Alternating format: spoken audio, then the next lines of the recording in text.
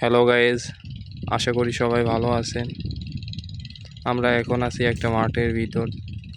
অনেক সুন্দর একটা পরিবেশ মাঠের ভিতর, সন্ধ্যা লাগা লাগা ভাব। এই যে সূর্যটা প্রায় ডুবা ডুবা অবস্থায় আছে, হালকা বাতাস হচ্ছে মাঠের ভিতর। পরিবেশটা অনেক সুন্দরই আছে এবং কিছু লোক পেঁয়াজ তুলতেছে।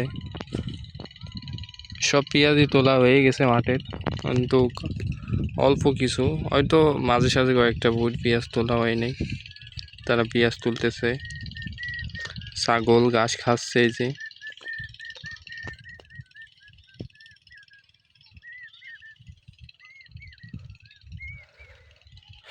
কয়েকটা আকাশি ঘূর্ণিও দেখা যাচ্ছে।